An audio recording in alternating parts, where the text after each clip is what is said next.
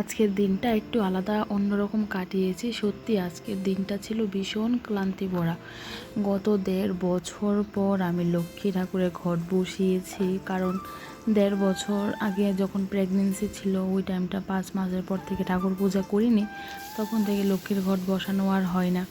তারপর বাবু হওয়ার পর থেকে তো আমি সিম্পলভাবে ঠাকুর পূজা করে নিচ্ছিলাম, আর লক্ষ্মী ঠাকুরের ঘট বসানো আমার দ্বারা সম্ভব না। কারণ ছোটো বাচ্চা নিয়ে সব সামলে ওই কাজটা প্রচণ্ড ভেজাল মনে হতো আমার কাছে। তো আস্তে আস্তে বাবু এখন বড় হচ্ছে, ভাবলাম এখন দেখা যাক, যদি পারি প্রতি সপ্তাহ বসাবো, না হলে দেখা যাক বাকিটা কি হয়। হাই হ্যালো এভরিওয়ান, কী অবস্থা সবার, কেমন আছেন সবাই? সারাদিন ভীষণ ক্লান্তি ছিল আজকের দিনটা। এখন আবার সন্ধ্যা থেকে ভিডিও শুরু করলাম। দুপুরবেলা সেরকম রান্নাবাড়াও করতে পারিনি, আজকে অনেকটাই ক্লান্তি ভরা গিয়েছিল, আর এত পরিমাণ গরম ছিল। তো একটু সুজি বানিয়েছিলাম বাবুকে, প্রথম বাবুরটা চিনি ছাড়া বানিয়েছি, আমারটায় অল্প করে চিনি দিয়েছিলাম। তো বাবু আর আমি মিলে খাচ্ছিলাম সন্ধ্যার টিফিনটা। তারপর রাত্রে ডিনার রেডি করছিলাম। আর দুপুরবেলা এত গরম ছিল, এখন থেকে আবার হালকা বৃষ্টি, ওয়েদারটা একটু ঠান্ডা হয়েছিল, এখন যেন কাজ করতে একটু এনার্জি পাচ্ছি। টাটা।